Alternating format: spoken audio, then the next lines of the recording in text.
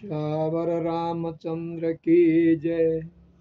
आदो राम तपो वनादिगमनम हत्वा मृगम कांचनम वैदेही हरणम जटायुमरणम सुग्रीव संभाषणम बाली निर्तरणम समुद्रतरणम लंकापुरी दाहनम पश्चात रावण कुंभकर्ण हननम एद्यपि रामायणम अतुलित बलधामम हेमशैलावदेहम धनुजवन कृशानम ज्ञानिनामाग्रगण्यम सकल गुण निधानम वानराणाम अधीशम रघुपति प्रिय भक्तम वात जातम नमामि। गुरुर्ब्रह्मा गुरुर्विष्णु गुरुदेव महेश्वर गुरु साक्षात् परब्रह्म तस्मै श्री गुरवे नमः। भक्ति भक्त भगवंत गुरु चतुर नाम बपुए तिनके पद वंदन किए ना सही विघ्न अनेक। भक्तवत्सल भगवान को जय। जय जय रघुपति राघव राजा राम पतित पावन सीताराम। जय जय रघुपति राघव राजा राम पतित पावन सीताराम। सीताराम सीताराम भजो प्यारे मन सीताराम। जय जय रघुपति राघव राजा राम पतित पावन सीताराम। श्यावर रामचंद्र की जय। यत्रैव गंगा यमुना च तत्र गोदावरी सिंधु सरस्वती च सर्वाणि तीर्थानि वसन्ति तत्र यत्राच्युतोत्तर कथा प्रसंग। भक्ति भक्त भगवंत गुरु चतुर्नाम बपु एक। जय जय श्राधीश्याम। आउनुहोस् भक्तवृन्द, रामचरितमानस को बालकाण्ड को दिव्य कथाभित्र हामी डुबुल्की लगाइरहेका छौँ। 3 दोहाको दरले म कथा भनिरहेको छु। हिजो मैले 105, 106, 206, 207, 208 का कथाहरू भने। अब म आज 209, 210, 211 दोहाका कथाहरू भन्छु। एकाग्र भएर श्रवण गरौँ। हिजोको कथामा विश्वामित्रलाई वनमा दैत्यहरूले अत्याचार गरे। उहाँको यज्ञ यज्ञादि साधनहरू पूर्ण हुन सकेन र उहाँ अयोध्यामा भगवान श्रीरामलाई माग्न भनेर जानुभयो र दशरथले बडा सत्कार गर्नुभयो। मुनि के सेवा गरौँ भन्दा मलाई असुरहरूले जाँदै सताए, तपाईँका छोरा राम लक्ष्मणलाई म माग्न आएको, मलाई दिनुस् भनेपछि दशरथ झसङ्ग हुनुभयो, किनभने भगवान श्रीराम प्राणै हुनुहुन्थ्यो। बहुत दुखी हुनुभयो र त्यही बेला वशिष्ठले सम्झाउनु भयो, तपाईँलाई यसमा ठुलो लाभ हुन्छ, केही हुँदैन दिनुस् भनेपछि अनि गुरुको आज्ञालाई पालन गरेर सौंपे भूपरिषि सुत बहुविधि देय आशीष जननी भवन गए प्रभु चले नाय पदशीष। अनि दशरथले विश्वामित्रको हातमा आफ्ना 2टा पुत्रलाई सुम्पिदिनु भयो र भगवान पनि अब मुनिका साथ जानुहुँदा भवनमा गएर आमाहरूसँग बिदा माग्नुभयो है। र यसरी सम्पूर्ण विश्वका कारण जो भगवान श्रीराम हुनुहुन्थ्यो, सबैको भयलाई नाश गर्नेवाला श्रीराम लक्ष्मण मुनिका पछाडि लाग्नुभयो भन्ने इत्यादि कथा हिजो हामीले श्रवण गरेका थियौँ। अब आज गरौँ। अरुण नयन उर बाहु विशाला नील जल जनु श्याम तमाला कटिपट पीत कसे बर भाथा रुचिर चाप एक दुहु हात। मुनिका पछि जब भगवान लाग्नुभयो, भगवानको कस्तो स्वरूप थियो। भगवानका नेत्र राता राता थिए। भगवानको छाती अत्यन्त चौडा थियो र भगवानका पाखुराहरू विशाल थिए। नीलकमलको तमालको वृक्ष जस्तो भगवानको श्याम शरीर थियो। कम्मरमा पीताम्बर थियो र अब सुन्दर तर्कस भिर्नु भएको थियो। एउटा हातमा बाण, एउटा हातमा धनु लिनु भएको थियो। भगवानको यस्तो दिव्य विचित्र वेश थियो। श्याम गौर सुन्दर दो भाई, विश्वामित्र महानिधि पाए, प्रभु ब्रह्मांड देव में जाना, मोई नीति पिता तजेओ भगवान। श्याम र गौर वर्ण हुनुहुन्थ्यो, लक्ष्मण गौर हुनुहुन्थ्यो, भगवान श्रीराम श्याम वर्णको हुनुहुन्थ्यो। अत्यन्त दुवै भाइ सुन्दर हुनुहुन्थ्यो। विश्वामित्रले महान निधि, महान रत्न आज प्राप्त गर्नुभएको थियो। रामभन्दा श्रेष्ठ रत्न को होला?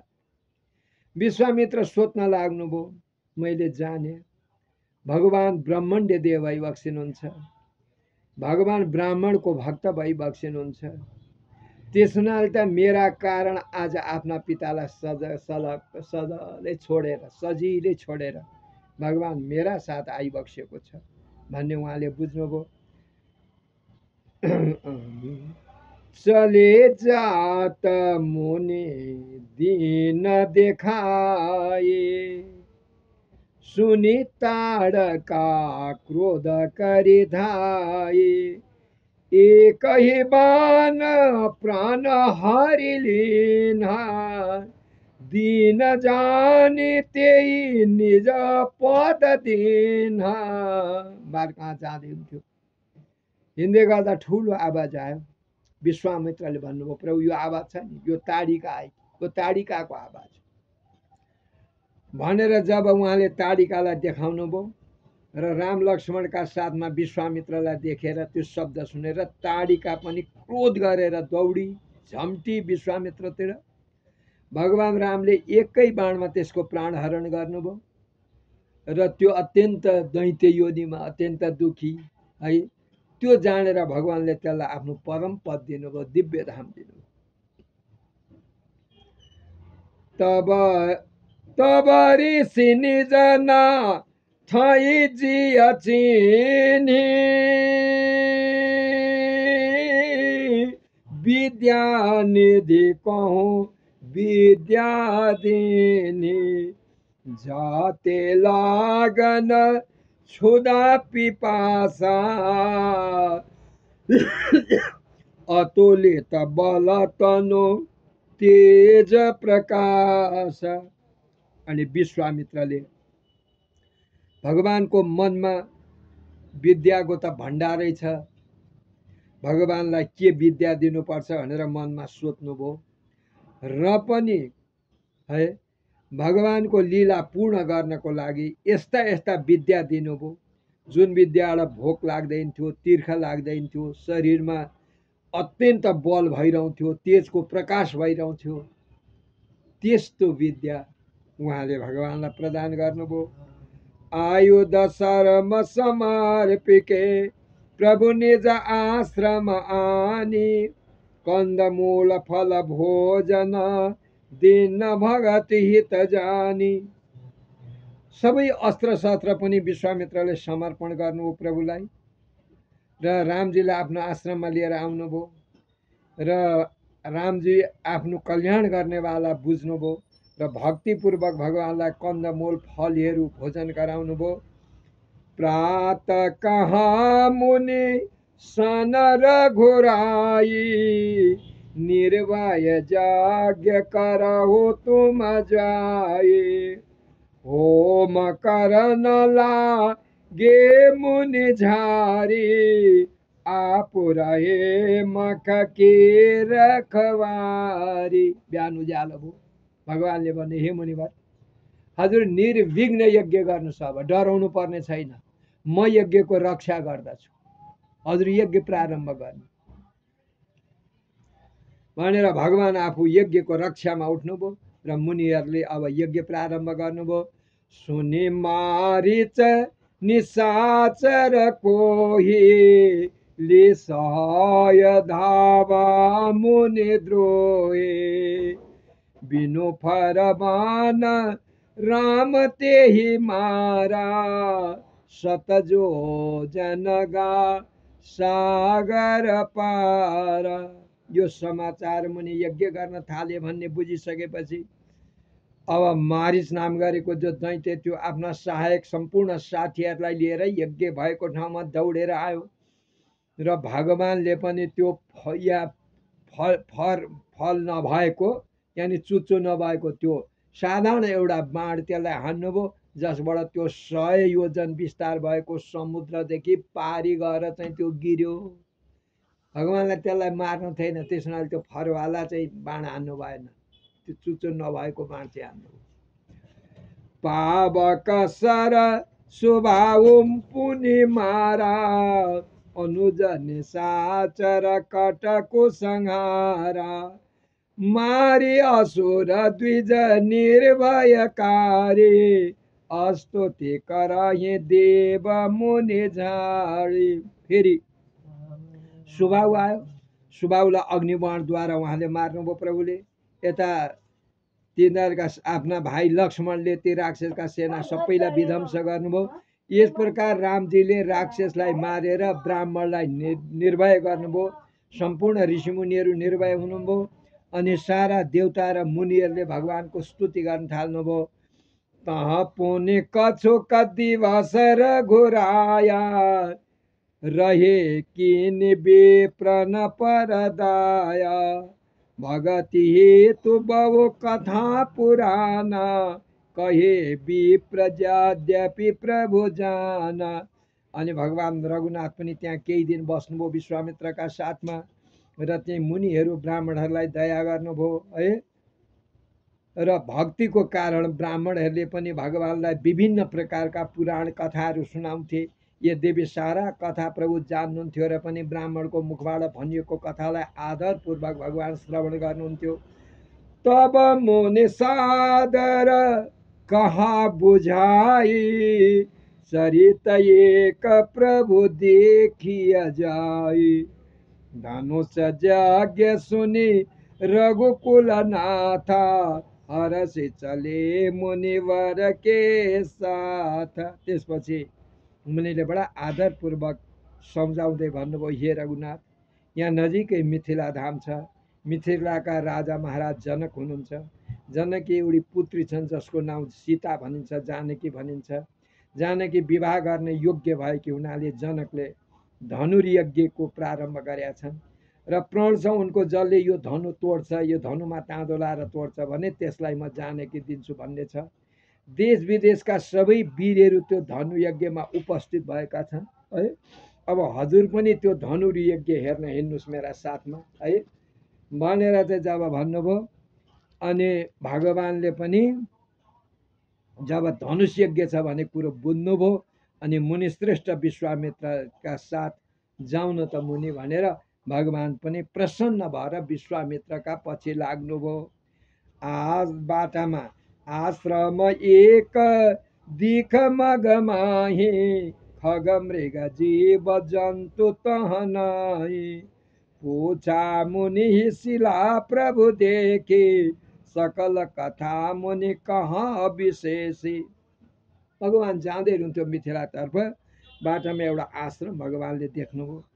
त्यहाँ पशु पन्छी जीव चराचर कोही पनि छैनन्। त्यो आश्रम अत्यन्त शून्य छ। त्यो आश्रम त्यहाँ के छ भने एउटा पत्थर, त्यो मूर्ति लडिरहेको थियो। त्यो मूर्ति अरू त्योदेखि बाहेक केही पनि थिएन। भगवानलाई बडा आश्चर्य लाग्यो, यस्तो शून्य ठाउँ, पशु पन्छी कोही जीवहरू छैनन्, यो पत्थर के हो यहाँ लडेको भनेर मुनिलाई सोध्नुभयो। हे मुनिवर, यो मैले केही बुझिनँ। हेर्नुहोस्, यत्रो सुन्दर आश्रम छ, रमणीय आश्रम छ, एकान्त छ, यहाँ पशु पन्छी कोही जीवहरू छैनन्, यो पत्थर कस्तो हो भनेर भगवानले जब विश्वामित्रलाई सोध्नुभयो, विश्वामित्रले भन्नुभयो, हे प्रभु, म हजुरलाई सबै कुरो भन्दछु, हजुर सुनिबक्स्योस् मेरा कुरा र त्यही अनुसार कार्य पनि गरिबक्स्योस्। गौतम नारी श्रापवश उपल देह धरे धीरे चरण कमल रज चाहते कृपा करहु रघुवीर। हे प्रभु, गौतम मुनि की स्त्री अहिल्या श्रापवश पत्थर भएकी हुन् र हजुरको चरण कमलको याचना चाहन्छन्। यी हजुरको चरण कमलको धुलो चाहन्छन्।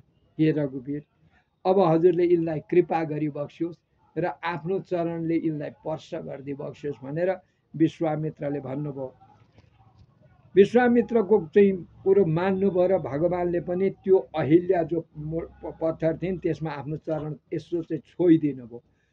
पर सत पद पावन शोक नसावन प्रकट भए तप पुंज सही देखत रघुनायक जन सुखदायक सन्मुख होई कर जोरी रही अति प्रेम अधीरा पुलक शरीरा मुख नहीं आवई बचन कही अतिशय बड़ भागी चरण लागी जुगल नयन जलधार बही। भगवान राम का पवित्र र शोकलाई नाश गर्ने वाला चरण कमलको स्पर्श पाउने बित्तिकै साँच्चै ती तपोमूर्ति अहिल्या त्यहाँबाट प्रकट भइन् पत्थरबाट। भक्तलाई सुख दिने वाला रघुनाथजीलाई देखिन् र हात जोडेर अगाडि खडा भइन्। अत्यन्त प्रेम बढ्या छ हृदयमा, प्रेम उम्लिरहेको छ, उनको शरीर पुलकित भइरहेको छ, रौँहरू ठाडा ठाडा रोमाञ्चित भइरहेका छन्। बाणीबाट केही बोल्न खोज्छन्, बाणीमा बोल्ने तागतै बोलिनै आइरहेको छैन। यो अत्यन्त आफूलाई बडा भाग्यशाली उनले सम्झिन्। अहिले भगवानको चरण कमलमा आफ्नो शिर राखिन् र दुईटै नेत्रबाट प्रेम र आनन्दका आँसु झारेर भगवानको चरणलाई पखालिन्। धीरज मन केना प्रभु कहूँ चिन्ह रघुपति कृपा भगति पाई अति निर्मल बानी आस्तुति ठानी ज्ञान गम्य जय रघुराई। मैं नारी अपावन प्रभु जग पावन रावण रिपु जन सुखदाई राजीव लोचन भव भय मोचन पाई पाई शरण आई। फेरि उनले मनमा धैर्य धारण गरिन् र भगवानलाई पूर्ण ब्रह्म परमात्मा सर्वेश्वर भन्ने अहिल्याले थाहा पाइन्, चिनिन् र रघुनाथजीको कृपाले आफूलाई भक्ति प्राप्त भएको कुरा बुझिन्। अनि अत्यन्त निर्मल बाणीले भगवानको यस प्रकारले स्तुति गर्न थालिन्। हे प्रभु, हजुर चाहिँ ज्ञानका योग्य, हजुरका ज्ञानका खानी हुनुहुन्छ, हजुर ज्ञानद्वारा जानिने योग्य हुनुहुन्छ। हे रघुनाथजी, हजुरको जय होस्, जय होस्, जय होस्। म अपवित्र स्त्री, अबला स्त्री, बुद्धिले हीन भएकी प्रभु, हजुर जगतलाई पवित्र गर्नेवाला, भक्तलाई सुख दिनेवाला, रावणका शत्रु भइबक्नु हुन्छ। हे कमल नयन, यो संसार जन्म मृत्युको भयले हजुर छोडाउनेवाला हुनुहुन्छ। हजुरको म शरणमा आएको छु। प्रभु मेरो रक्षा गरिबक्सोस्, प्रभु मेरो रक्षा गरिबक्सोस्। मुनि श्राप जो देना अति भल केना परम अनुग्रह में माना देखौं भरि लोचन हरि भव मोचन यही लाभ शंकर जाना। विनती प्रभु मोरी मैं अति भोरी नाथ न मागौ बर आना पद कमल परागा रस अनुरागा मम मन मधुप करे पान। मलाई जुन मेरा पति गौतमले श्राप दिनुभयो, पहिले मलाई पिर लागेको थियो, अहिले त म खुसी भएँ। मलाई त अनुग्रह पो गरेको छ, मेरा पतिले कृपा पो गर्नु भएको रहेछ। म अबलाई के थाहा, मेरा पति नभएको बेलामा जब इन्द्रले मेरो पतिको चाहिँ रूप बनाएर मेरा साथ समागम गरे, मेरो पतिव्रता धर्म नाश गरे।